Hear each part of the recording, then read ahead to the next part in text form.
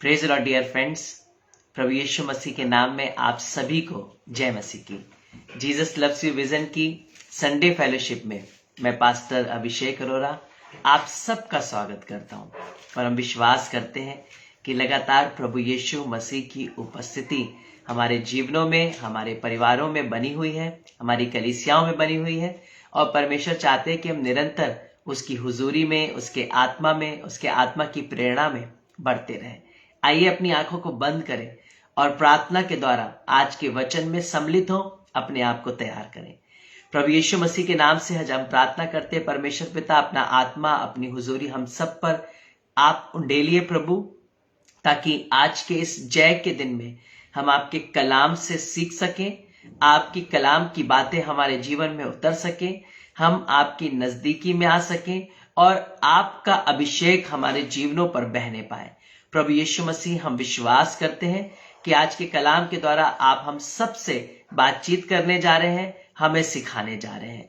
सारी network connectivity में होने वाली बाधाओं को दूर करिए और प्रभु सुनने वालों पर, बाद में सुनने वालों पर, इस वक्त भी जो लाइव जुड़ते हैं, समान रीति से अभिषेक उतरने पाए। यीशु मसीह के नाम से मांगते हैं, आमीन। मैं और आप जिस जगह भी हैं, कुछ समय के लिए अपना सारा ध्यान परमेश्वर के वचन की ओर लगाएं और आप भी परमेश्वर के वचन की सेवा से जुड़ सकते हैं। अगर आप इस समय परमेश्वर के वचन को सुन रहे हैं तो आप इस वचन को शेयर कर सकते हैं, ताकि वो लोग जो भी खुदा के कलाम को किसी कारणवश नहीं सुन पा रहे हैं, हो सकता है रास्तों में हो सकता है किसी काम में बिजी हो और हो सकता है वो सिर्फ केवल फेसबुक पर टाइम पास कर रहे हो, पर आपके एक शेयरिंग के द्वारा उनके सामने परमेश्वर का वचन अगर पड़ेगा तो आपके द्वारा हो सकता है वो भी परमेश्वर के वचन को सुने और उससे सहभागिता कर सकें। आइए हम लोग परमेश्वर के वचन में जाएंगे और आज का जो मेरा टॉपिक है वो है माफी को मांगना और माफ करना। ये बहुत ही जरूरी है। कई बार हम बहुत बड़े विश्वासी भी बन जाते हैं, हम एक अच्छा जीवन भी जी रहे होते हैं, हम अपने जीवन में आत्मिक स्तर पर भी बढ़ रहे होते हैं, परमेश्वर का आत्मा हमें बहुत आयत से काम भी कर रहा होता है, लेकिन एक छोटी सी बात कई बार हमारे जीवनों में आ जाती है, वो ये कि हमें लगता है हम ही सही हैं और हम माफी नहीं मांगते हैं, और अगर कोई गलती करता है तो हम उसे माफ नहीं करते हैं। परमेश्वर का वचन ये चाहता है कि हम माफी भी मांगे और माफ भी करें। ये इतना ज्यादा जरूरी है। जब यीशु मसीह ने हमें हेवनली प्रेयर, स्वर्गीय प्रार्थना सिखाया, तो हम परमेश्वर के वचन से पढ़ेंगे कि उस स्वर्गीय प्रार्थना में एक लाइन ऐसी है जो हमें परमेश्वर की नजदीकी में आने के लिए बहुत ज्यादा जरूरी है। जब हम मत्ती की पुस्तक 6 अध्याय उसकी 12 आयत को पढ़ते हैं, उसमें इस प्रकार लिखा है, जिस प्रकार हमने अपने अपराधियों को क्षमा किया है, वैसे ही तू भी हमारे अपराधों को क्षमा कर। हम रोज ये प्रार्थना में, इबादत में इस लाइन को बोलते हैं, लेकिन कई बार हम इतनी जल्दबाजी में बोलते हैं कि हम यही भूल जाते हैं कि हमने प्रार्थना की क्या है, और हम इसे केवल एक फॉर्मेलिटी के तरीके से, ऐ हमारे बाप तू जो आसमान पर है, केवल फॉर्मेलिटी में जल्दी से बोला, आमीन कर दिया। लेकिन हमें नहीं पता कि ये प्रार्थना अपने आप में एक संपूर्ण प्रार्थना है। इस प्रार्थना का एक एक शब्द, एक एक हिस्सा परमेश्वर हमें सिखाता है और हम इसे सिर्फ प्रार्थना ही ना करें, पर इसके एक एक शब्द और एक एक लाइन पर ध्यान दें। क्या लिखा हुआ है? जिस प्रकार हम अपने अपराधियों को क्षमा करते हैं। इसका मतलब यदि हम अपने अपराधियों को क्षमा नहीं कर रहे हैं, यदि हम किसी की माफी नहीं दे रहे हैं या कोई हमसे माफी मांग रहा है, हम बदले में उससे वो व्यवहार नहीं कर रहे हैं, या फिर कोई माफी नहीं भी मांग रहा है तब भी हम उसे माफ नहीं कर रहे हैं, तो बाइबल कह रही है कि जैसे हम अपने अपराधियों को माफ नहीं करते, जैसे हम अपने अपराधियों को माफ करते हैं, परमेश्वर वैसे ही स्वर्ग में जब न्याय होगा हमारे अपराधों को क्षमा करेगा। यदि हम क्षमा कर रहे हैं तो हमारे भी क्षमा किए जाएंगे, यदि हम क्षमा नहीं कर रहे हैं तो हमारे भी क्षमा नहीं किए जाएंगे। हो सकता है हमारा सारा आत्मिक जीवन, हो सकता है हमारे बहुत चंगाइयों का जीवन भी व्यर्थ हो जाए यदि हम क्षमा नहीं करते हैं, यदि हम क्षमा को नहीं मांगते हैं। आइए हम परमेश्वर के वचन से ही पढ़ेंगे। मैथ्यू चैप्टर 6 वर्स 14 में हम आगे जाएंगे। इसलिए यदि तुम मनुष्य के अपराध क्षमा करोगे, ध्यान से सुनिए, इसलिए यदि तुम मनुष्यों के अपराध क्षमा करोगे तो तुम्हारा स्वर्गीय पिता भी तुम्हें क्षमा करेगा।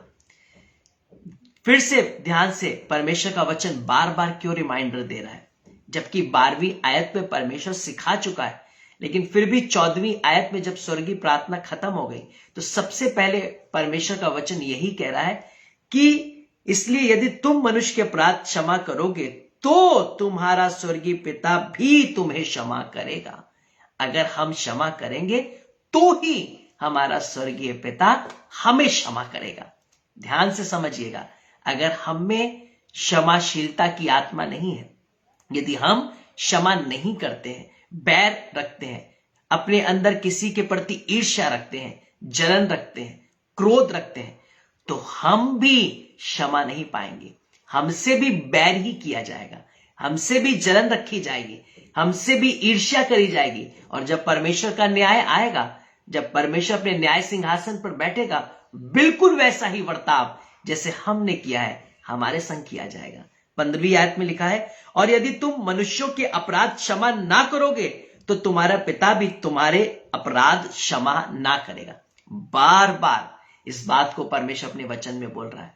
ऐ हमारे बाप की, हमारी स्वर्गीय प्रार्थना में बार बार इस बात को सिखा रहा है कि यदि तुम मनुष्यों को क्षमा नहीं करोगे तो स्वर्गीय पिता भी तुम्हारे अपराधों को क्षमा नहीं करेगा।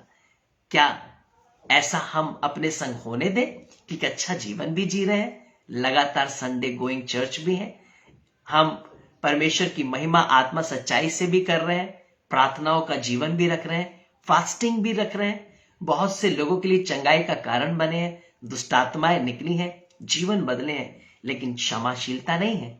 क्षमा नहीं करते हैं, ना क्षमा मांगते हैं। परमेश्वर का वचन क्या कह रहा है, इन सारी बातों के बाद भी यदि हम क्षमा नहीं करते हैं, क्षमा नहीं मांगते हैं, तो बिल्कुल वैसा ही बर्ताव परमेश्वर हमसे करेगा। आज आपके पास और मेरे पास एक मौका है। अगर आप चाहते कि आपको और मुझे, हमें अपने पापों से क्षमा मिल सके, हम अपने बंधनों से आजाद हो सके, यदि हमने किसी का दिल दुखाया है, किसी को ठोकर दी है, तो हम उससे जाकर माफी मांग ले और हमें क्षमा मिल जाए, तो आज से हम भी क्षमा करना शुरू करें।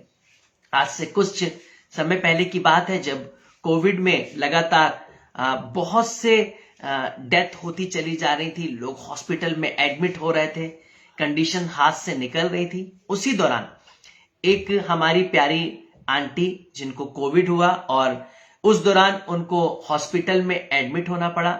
लगातार उनकी कंडीशन वर्स होती चली जा रही थी और एक समय ऐसा आया कि जब डॉक्टर्स ने कह दिया कि अब इनका बचना मुश्किल है, तो उस समय में बहुत रिक्वेस्ट करने पर उनकी बेटी को उनके पास जाने दिया, क्योंकि वो भी एक स्टाफ नर्स है।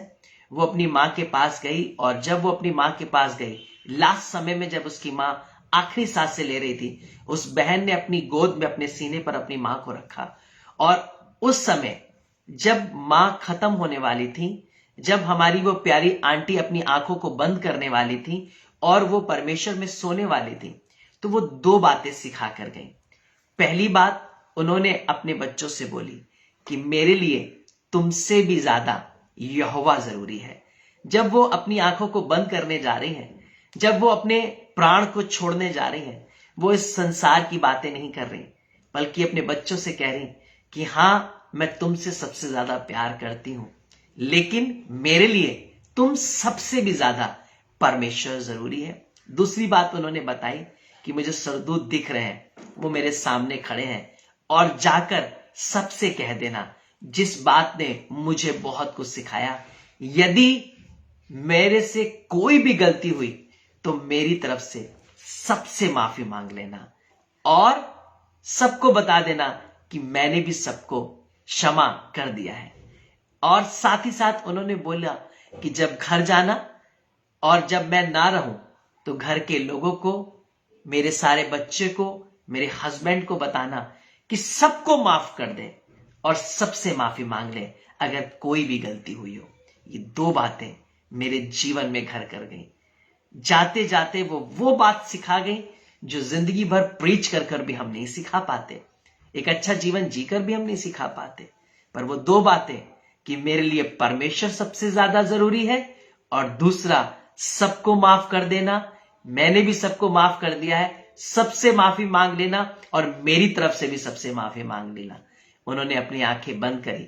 हम विश्वास करते हैं कि वो अब्राहम परमेश्वर की गोद में है, क्योंकि वो जाते वक्त क्षमा मांग कर गई हैं, और उन्होंने पश्चाताप करके अपना जीवन, जो पहले से ही प्रभु में था लेकिन अंतिम श्वास में भी उन्होंने अपना जीवन परमेश्वर को सौंपा, और अपने बच्चों को ये याद दिलवाया कि सबसे ज्यादा इंपॉर्टेंट केवल परमेश्वर है, और हमें किसी से बैर नहीं रखना, हमें माफी मांगनी है और माफ भी करना है। आज से कुछ समय पहले मैं आगरा में कन्वेंशन में गया हुआ था, जहां पर मैं लास्ट में हीलिंग प्रेयर के लिए लोगों को जब आ गया उनके लिए प्रेयर कर रहा था। उसी समय एक बहन मेरे पास आई जिनको चलने में काफी तकलीफ थी। उनका एक एक्सीडेंट हुआ था और उन्हें काफी परेशानी थी। वो अपने पैर को पूरी तरीके से जमीन पर नहीं रख पा रही थी।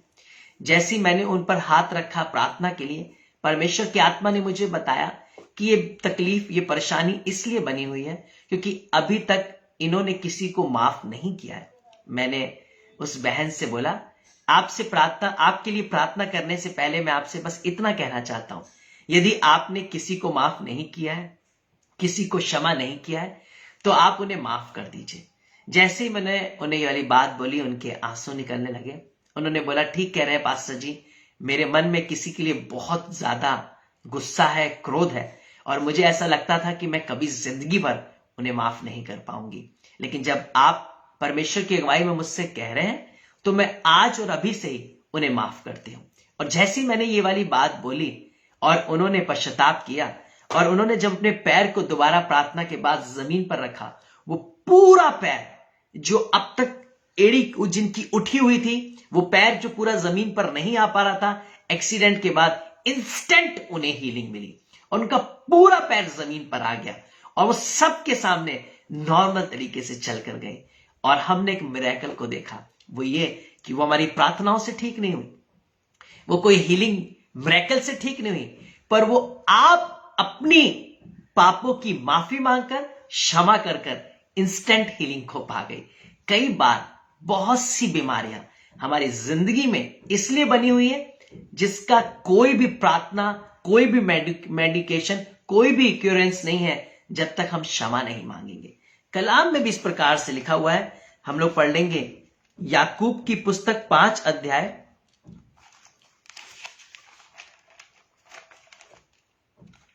और उसकी 16 वर्ष में हम लोग पढ़ेंगे। याकूब 5 अध्याय और उसकी 16 आयत। इसमें इस प्रकार लिखा है, इसलिए तुम आपस में एक दूसरे के सामने अपने अपने पापों को मान लो और एक दूसरे के लिए प्रार्थना करो जिससे चंगे हो जाओ। ध्यान से सुनिएगा क्या लिखा हुआ है, आपस में एक दूसरे के सामने अपने अपने पापों को मान लो और फिर एक दूसरे के लिए प्रार्थना करो।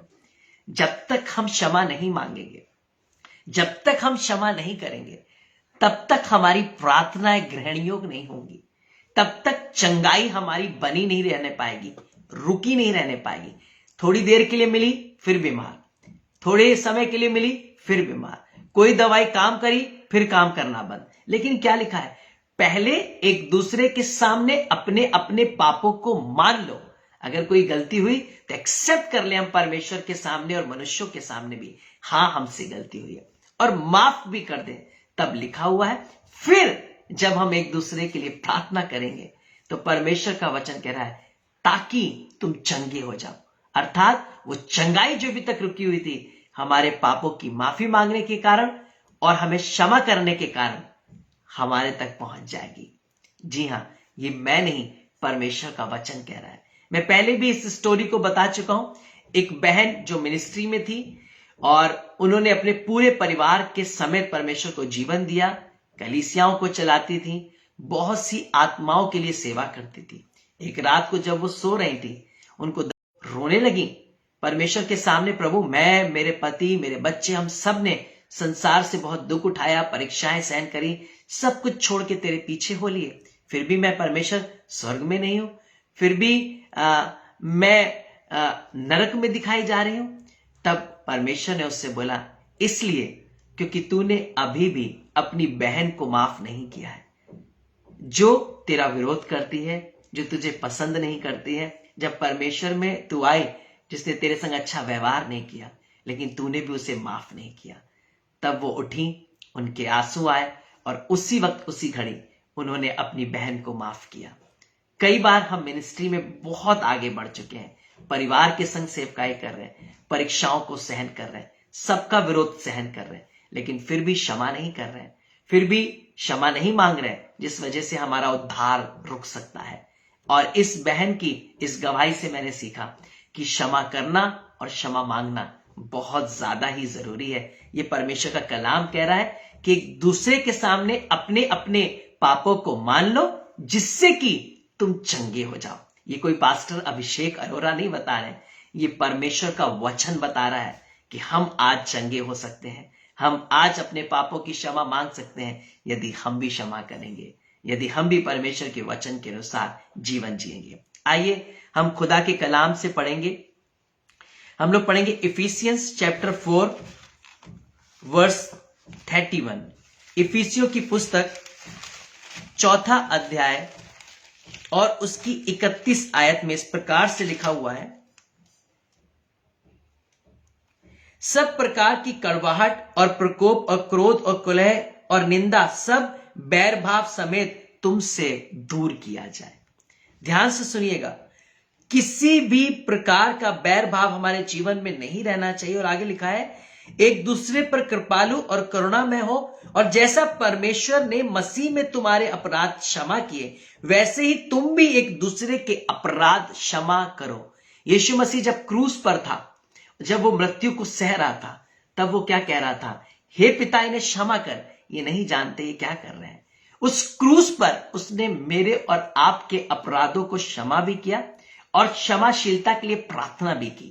और वैसे ही परमेश्वर का वचन बता रहा है, जैसे परमेश्वर ने मसीह यीशु में हमारे अपराध क्षमा किए हैं, वैसे ही तुम भी क्षमा करो। जबकि क्रूस पर चढ़ाया जा रहा है, मुंह पर थूका जा रहा है, कोड़े मारे जा रहे हैं, वस्त्र उसके तन से निकाल लिए गए हैं, उसको घाव दिए जा रहे हैं, कांटों का ताज पहनाया जा रहा है।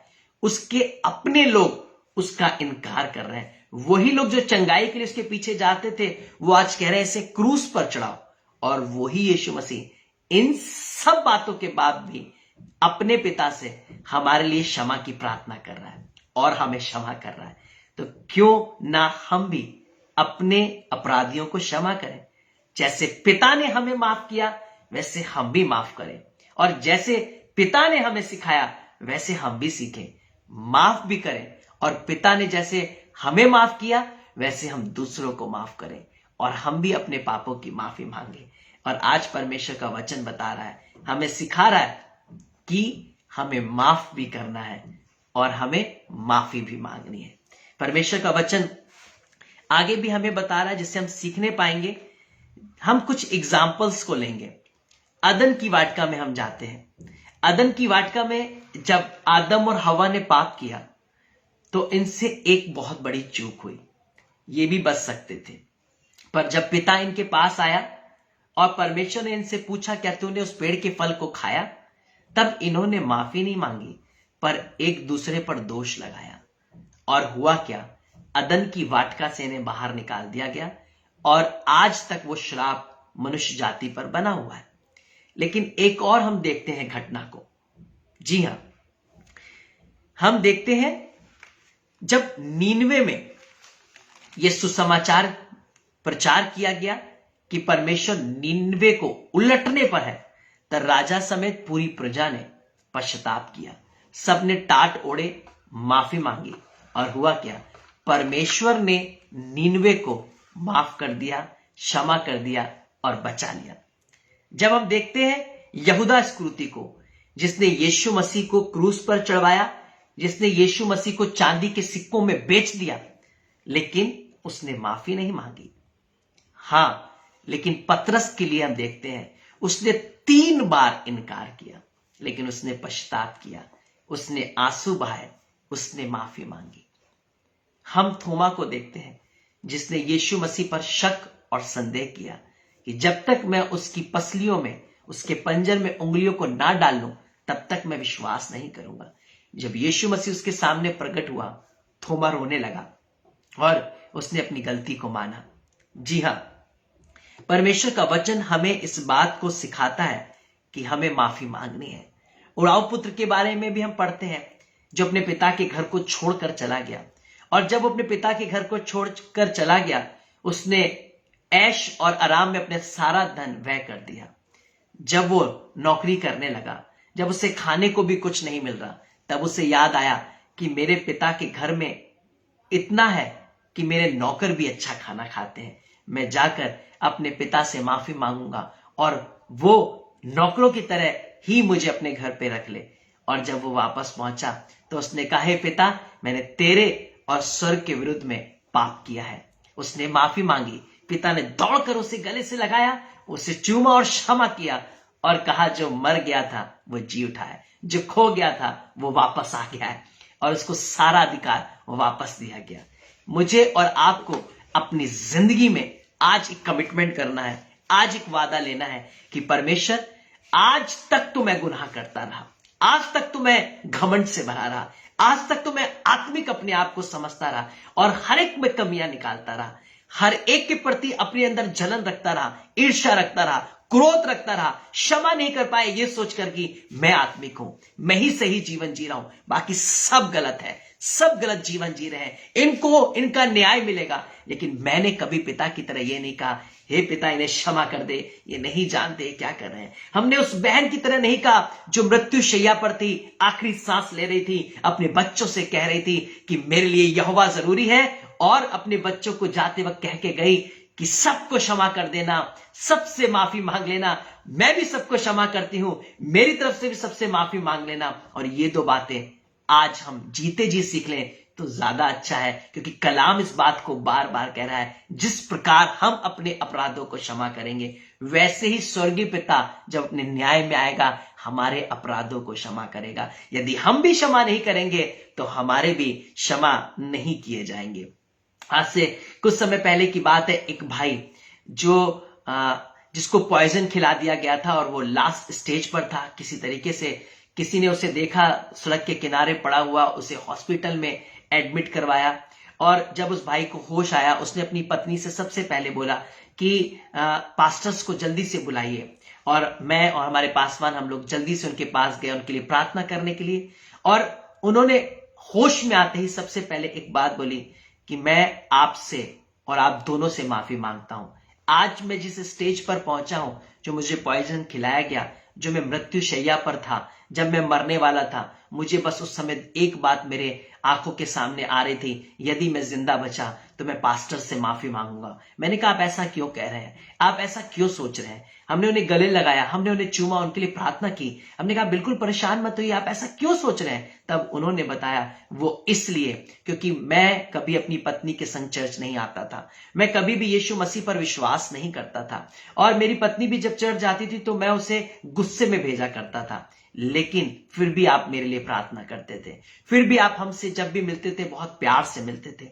ये वाली बात मेरे दिल में एक घर कर गई कि मैं इनके संग कभी अच्छा व्यवहार नहीं करता, मैं कभी भी भवन नहीं जाता, मैं कभी भी अपने वादे को पूरा नहीं करता, मैं कभी भी अपनी पत्नी के भवन जाने से खुश नहीं होता, पर ये फिर भी मेरे लिए प्रार्थना करते हैं, ये लोग फिर भी मेरे परिवार के लिए आंसू बहाते हैं। इसलिए मेरे मन में उस समय आया कि मैं सबसे पहले माफी मांगूंगा, और आज से मैं अपना जीवन यीशु मसीह को देता हूं। मैं आपको बताना चाहता हूं, मृत्यु शैया पे जब वो पॉइजन खाए हुए थे, आखिरी सांसें ले रहे थे, उस समय में उनको एक बात याद आई कि मैं माफी मांगूंगा, और उनके इसी थॉट ने परमेश्वर ने उनको दूसरा जीवन दिया। वो अपनी पत्नी के साथ आज है, अपने बच्चे के साथ आज है, वो एक पिता और पति का फर्ज निभा रहे हैं, अपनी गलतियों को मानकर आज अपने जीवन को बदल रहे हैं। मैं आज आपको बताना चाहता हूं, मृत्यु शैया पर आने से पहले ही अच्छा है कि हम अपने जीवन को बदल लें, माफी मांग लें। कहीं ऐसा ना हो कि एक दिन हमारे हाथ से सब कुछ निकल जाए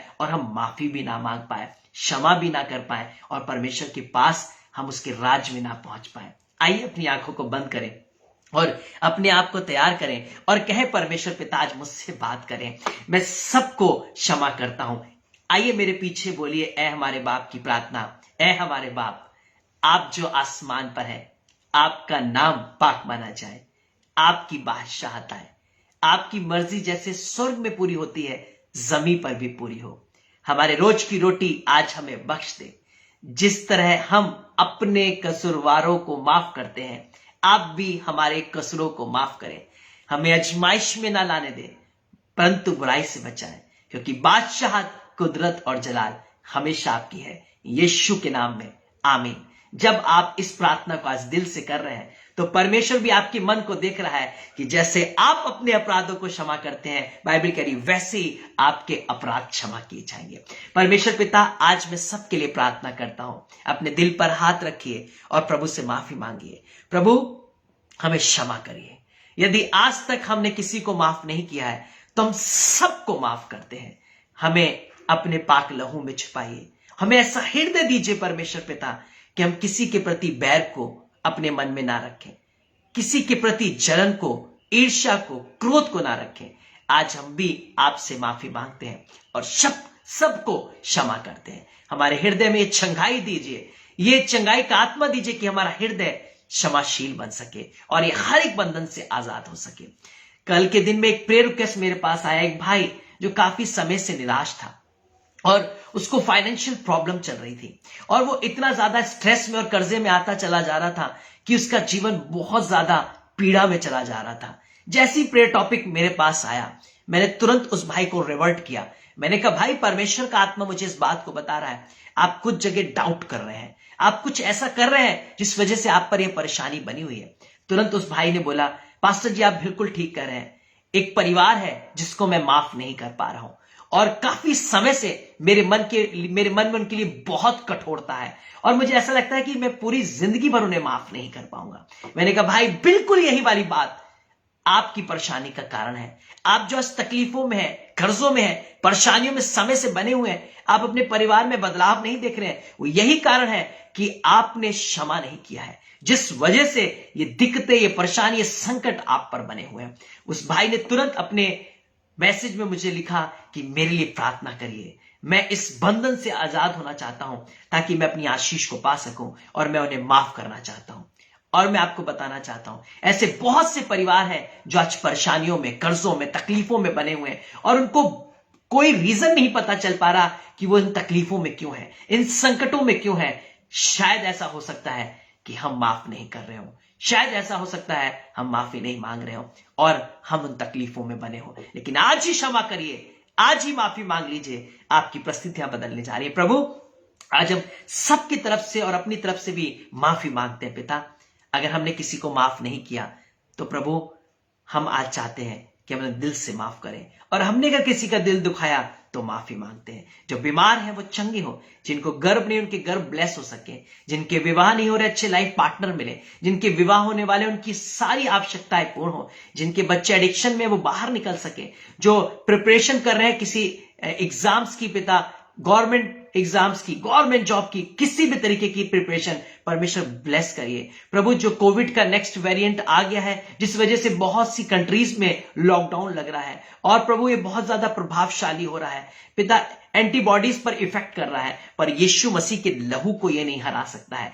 इसलिए प्रभु, हम यीशु मसीह के लहू के द्वारा इसे डिस्ट्रॉय करते हैं, इसकी सारी सामर्थ को नाश करते हैं। ये किसी भी कंट्री पर फैलने ना पाए, भारत देश में भी ना आने पाए और लोग चंगे बने रहने पाए। प्रभु यीशु मसीह के नाम से चंगाई की घोषणा करते हैं। जो कर्जे में है, जिनके सरदर्द होता है, माइग्रेन है, डिप्रेशन, टेंशन, एंजाइटी है, बैक पेन है, किडनी प्रॉब्लम है, लंग्स प्रॉब्लम है, हार्ट प्रॉब्लम है, बैक पेन है, पिता परमेश्वर, सर्वाइकल है, किसी भी प्रकार के जोड़ों का दर्द, अर्थराइटिस है, शुगर और बीपी प्रॉब्लम है और परिवार में तनाव, लड़ाई झगड़े, बीमारियां बनी हुई हैं, यीशु के नाम से आज छोड़कर जाने पाए, हर एक परिवार आजाद होने पाए। अगर किसी ने अभी तक आपको उद्धारकर्ता ग्रहण नहीं किया है, प्रभु आपके सामने अपने पापों को कन्फेस नहीं किया है, तो आज ही प्रभु लोग कहने पाए कि यीशु मसीह मैं आपको अपना उद्धारकर्ता ग्रहण करता हूं और पापों की माफी मांगता हूं। आज की पूरी इबादत को आपके हाथों में रखते हैं, सभी चर्चेस को जय के दिन को आपके हाथों में रखते हैं, परिवारों को ब्लेस करते हैं, पूरे सप्ताह भर पूरा जीवन भर आपका अनुग्रह भरा हाथ हम सब पर बना रहे। कोई गलती हो तो माफी मांगते हैं और प्रार्थना को जीवित प्रभु यीशु मसीह के नाम से मांगते हैं, आमीन। परमेश्वर आप सबको आशीष दे। लगातार प्रार्थना में बने रहिए, एक दूसरे के लिए प्रार्थना करते रहिए। जितने भी कमेंट्स हमारे बीच में आए हैं, आपको भी प्रभु बहुत आशीष दे। आप सबकी प्रार्थनाओं का उत्तर परमेश्वर आपको दे। God bless you all. सबको जय मसीह की। Thank you Jesus.